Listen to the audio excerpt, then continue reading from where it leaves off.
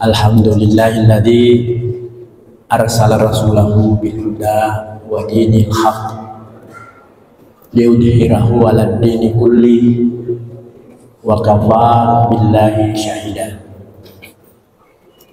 Asyhadu an la ilaha illallah wa asyhadu anna Muhammadan abduhu wa rasuluhu la nabiyya ba'da. Qala Allah Ta'ala fil Qur'anil Karim, a'udzu billahi minasy syaithanir rajim. Bismillahirrahmanirrahim. Wal takum minkum ummah yad'una ilal khair wa ya'muruna bil ma'ruf wa yanhauna 'anil munkar wa ulaika humul muflihun. Shadaqallahul adzim. Jamaah salat subuh rahimakumullah. Hadir pengurus masjid Baruga, ada Pak Ketua barangkali Pak Haji Ilham, ada juga disebut di sini Dewan Suro Masjid Raya Bukit Baruga, ada panitia Amalia Ramadan, wabil khusus peserta apalagi akhir Ramadan itikaf, wabil khusus karena ini adalah satu kegiatan yang tidak semua orang bisa ikuti. Alhamdulillah, mudah-mudahan yang belum ikut Ramadan kali ini bisa juga pada Ramadan berikutnya bisa ikut. Amin ya rabbal alamin. Panitia Amalia Ramadan menugaskan saya untuk berbagi dengan jamaah berkaitan dengan pendidikan dalam perspektif Islam. Jadi pendidikan dalam perspektif Islam. Nah, jamaah sekalian, bicara tentang pendidikan, memang pertama Rasulullah dilantik menjadi nabi, yang dihadapi adalah masalah kebodohan masyarakat pada saat itu. Jadi pembaharuan yang pertama kali dilakukan Rasulullah Muhammad sallallahu alaihi wasallam ketika diangkat menjadi Rasul adalah pemberantasan kebodohan. Jadi Nabi sesungguhnya itu melakukan gerakan reformasi di masyarakat Arab Quraisy pada waktu itu. Jadi setiap ada suatu perubahan atau menginginkan satu perubahan untuk satu kemajuan, memang harus didahului dengan reformasi, pembaharuan. Kalau tagline-nya Anies apa? Perubahan. Jadi maknanya sama, perubahan ke arah kemajuan. Karena Nabi Muhammad beranggapan bahwa sepanjang masyarakat Quraisy ini bodoh, maka sulit Islam ini berkembang. Sulit Islam ini maju dengan kebodohan. Karena itu umat ini harus cerdas. Jadi kalau bicara tentang ilmu pengetahuan, sesungguhnya Islam itu yang terdepan atau mengedepankan ilmu pengetahuan dalam sebuah kemajuan. Nah, ini sejalan dengan surah yang disepakati ulama, surah yang pertama turun dalam Al-Quran itu disebutkan Iqra bismi rabbikal ladzi khalaq, khalaqal insana min 'alaq, Iqra wa rabbukal akram, alladzi 'allama bil qalam, 'allamal insana ma lam ya'lam. Bacalah dengan nama Tuhanmu yang menciptakan manusia dari segumpal darah. Apakah pada saat itu sudah diketahui oleh umat manusia bahwa sesungguhnya manusia itu diciptakan dari segumpal darah pada saat itu? Apakah sudah ada ilmu pengetahuan, ilmu kedokteran yang menemukan atau bisa menjelaskan bahwa sesungguhnya manusia itu dari segumpal darah pada saat itu ya? Tapi dalam Al-Quran sudah disebutkan bahwa kamu manusia itu berasal dari segumpal darah. Lalu dilanjutkan mengajarkan manusia dari apa yang tidak diketahui. Allamal insana malam ya'lam, mengajarkan manusia dari apa yang tidak diketahui. Nah, ini maknanya bahwa manusia itu untuk bisa maju dan berkembang, ilmu pengetahuan adalah sesuatu yang tidak boleh dikesampingkan. Mutlak adanya ilmu pengetahuan untuk kemajuan manusia. Nah, dalam ayat lain dikatakan, karena itu Allah memerintahkan kita untuk menuntut ilmu pengetahuan. Talabul ilmi faridatan ala kulli muslimin wa muslimah. Menuntut ilmu itu wajib bagi kaum muslimin dan muslimat.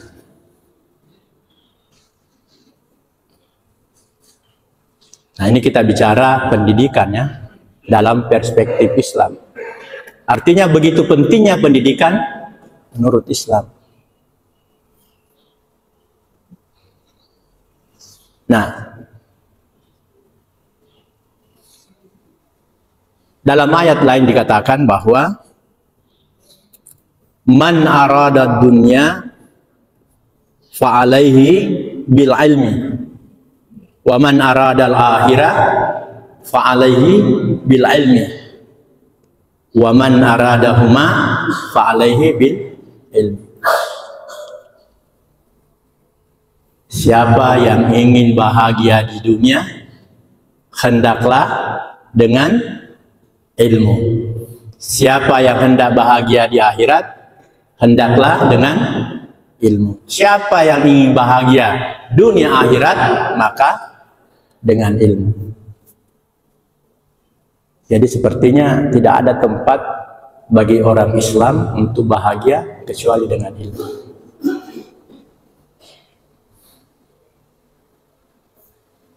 Yarfa'ullah ladina amanu minkum walladina utul ilma darajat. Allah akan mengangkat derajat orang-orang yang berilmu beberapa derajat.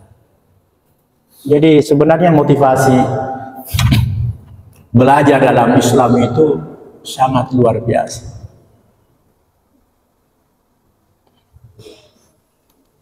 Meskipun dalam satu riwayat hadis Nabi dikatakan bahwa suatu waktu umatku itu seperti busa ya di atas air. Lalu sahabat tanya, apakah umat Nabi saat itu sedikit?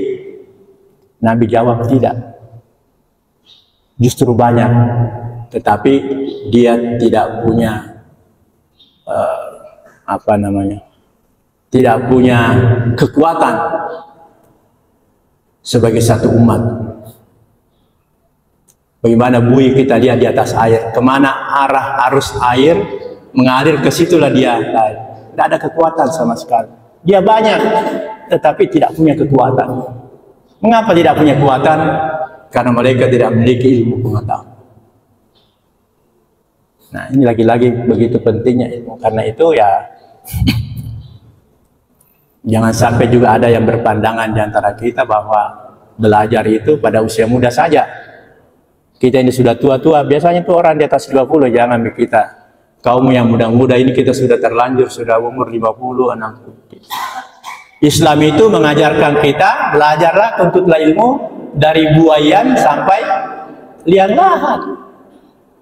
Tidak ada kata pensiun dalam Islam. Ada orang biasa datang ke masjid, kan selalu ke masjid, pensiun mah. Emangnya itu masjid itu tempat orang pensiun? Meskipun orang pensiun juga tetap masuk masjid. Tapi jangan diberi kesan bahwa kalau sudah tidak bisa buat apa-apa lagi, baru masuk masjid. Keliru. Nah. Jadi pada usia kapanpun dalam Islam itu tidak mengenal untuk berhenti belajar. Nah, selanjutnya jemaah sekalian yang rahimakumullah, dalam beberapa bacaan saya, beberapa teori menyangkut ilmu pengetahuan ini, ada yang namanya apa tadi?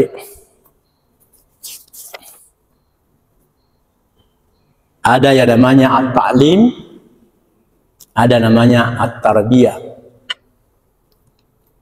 At-ta'lim dalam bahasa Arab itu dimaknai dengan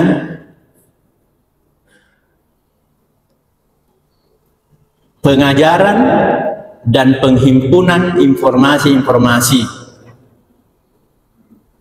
Jadi penghimpunan, pembelajaran dalam mendapatkan berbagai informasi-informasi secara umum. Nah, itu at-ta'lim.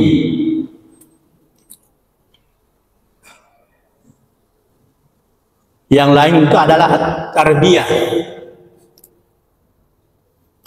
Kalau at-tarbiyah ini juga penghimpunan berbagai informasi yang didasarkan pada nilai-nilai akhlak. Akhlak. Jadi kalau at-ta'lim itu dalam bahasa artinya ya bagaimana kita mendapatkan ilmu pengetahuan, mendapatkan informasi, mendapatkan kajian. Titik. Tapi kalau at-tarbiyah selain yang tadi itu juga didasarkan pada nilai-nilai akhlak. Jadi kalau majelis taklim, majelis ilmu. Kalau at-tarbiyah, ilmu yang didasarkan pada nilai-nilai akhlak.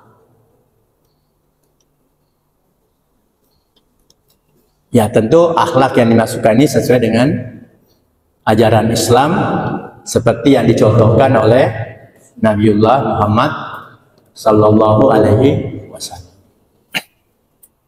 Nah, di sini ada pembedaan. Jadi kalau sekedar menuntut ilmu semata tanpa didasarkan dengan nilai-nilai akhlak, nilai-nilai Islam, itu sekedar al-ilmi, at-ta'lim. Tapi kalau at-tarbiyah itu selain kajian ilmu pengetahuannya juga didasarkan pada nilai-nilai Islam dan akhlak. Di mana kita berada pada posisi ini? Pada posisi ini sesungguhnya kita harus berada di dua sisi. At-ta'lim wa tarbiyah. Kita mengkaji ilmu pengetahuan seluas-luasnya, sedalam-dalamnya, tetapi tetap nilai moral Islam di dalamnya. Nah, ini pembedaannya pendidikan ala Barat dengan Islam. Itulah kita sebut biasa dengan sekularisme, di mana membedakan atau memisahkan antara pengetahuan dan agama. Kalau dalam Islam itu harus menyatu. Ilmu yang didapatkan itu harus berdasarkan nilai di dalamnya. Itulah nilai akhlak. Nilai Islam dalamnya. Jadi ilmu pengetahuan itu tidak bebas nilai. Tetapi ilmu dalam Islam itu adalah ilmu yang didasarkan pada nilai-nilai Islam. Di dalamnya ada akhlak. Nah, kalau kita bicara akhlak tentu lebih luas lagi, karena akhlak terhadap sama manusia, akhlak terhadap lingkungan, nah, semuanya harus terangkum. Nah, sekarang kita melihat pendidikan di Indonesia seperti apa. Kenapa sekarang sekolah-sekolah Islam itu, ya, sekolah-sekolah yang dilandaskan pada nilai-nilai agama itu dibanjiri banyak orang, meskipun mahal. Kecenderungan sekarang ini sekolah-sekolah Islam itu lebih diminati, tanda kutip ya, daripada sekolah umum. Bahkan tidak sedikit sekolah-sekolah Islam itu justru lebih duluan tutup pendaftaran daripada sekolah lain baru membuka pendaftaran. Dia sudah keduluan tutup karena sudah selesai tes, sudah pengumuman, baru sekolah lain membuka pendaftaran. Ini karena boleh jadi sudah dirasakan oleh masyarakat kita bahwa pendidikan yang bisa mengantarkan anak-anak kita menjadi tumbuh berilmu dan berakhlak itu melalui pendidikan Islam. Coba kita lihat di Makassar ini, Pak. Pendidikan-pendidikan yang berlatar belakang pendidikan Islam itu banyak tumbuh berjamur. Meskipun mahal. Ya, itulah mengapa tidak terlalu banyak, karena bukan soal tidak suka dengan pendidikannya, tapi karena kemampuan bayarnya yang kurang. Tapi orang yang mampu, coba lihat, anak-anaknya itu masuk ke sekolah-sekolah. Karena ada nilai, ada orang tua yang harapkan yang tidak diajarkan atau tidak diberikan di sekolah-sekolah pada umumnya. Saya kira ini pertanda bagus buat Indonesia. Karena kesadaran daripada orang tua itu sudah nampak bahwa pendidikan kita ini tidak sekedar al-ilmi, tapi harus at-tarbiyah. Tidak sekedar menuntut ilmu pengetahuan, tetapi harus ada lebih dari itu, yaitu nilai moral, nilai Islam di dalam. Ini kan kenapa tumbuh banyak sekolah-sekolah tahfiz, ya, pendidikan-pendidikan agama, karena itu tidak didapatkan di pendidikan umum.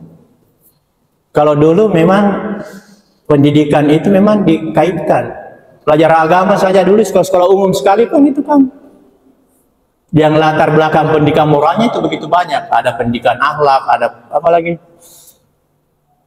Akhlak, ibadah, ya, padahal itu sekolah umum. Ya, tapi sekarang dengan perkembangan yang kurikulum itu selalu berubah, dan cenderung perubahannya itu menjauhkan daripada tarbiyah, lebih pada at-ta'lim. Nah, inilah Bapak sekalian, menjadi perhatian kita agar pendidikan ini harus diarahkan pada pendidikan at-ta'lim, at-tarbiyah, penentuan ilmu pengetahuan yang dilandaskan pada nilai-nilai moral, nilai-nilai akhlak yang dicontohkan oleh Rasulullah. Karena itu Rasulullah menyampaikan bahwa tidak akan bisa berkembang dan maju umatku ketika mereka tidak memiliki ilmu pengetahuan yang didasarkan pada nilai-nilai akhlak dan kemanusiaan. Nah, ini Ibu Bapak sekalian, sebagian menjadi bahan diskusi kita di dalam memanfaatkan waktu menuju matahari terbit, saya kira. Ini juga karena injury time ya, dalam 2 hari lagi dalam catatan kita akan meninggalkan bulan Ramadan ini dan selanjutnya merayakan Hari Raya Idul Fitri, hari kemenangan. Mudah-mudahan Bapak sekalian 2 hari ini kita bisa jalani dengan baik, sempurna sampai pada garis batas akhir bulan Ramadan, dan berharap masih bertemu lagi Ramadan berikutnya dalam keadaan sehat walafiat. Terima kasih. Saya akhirin, hadanallahu wa iyyakum ajmain. Assalamualaikum warahmatullahi wabarakatuh.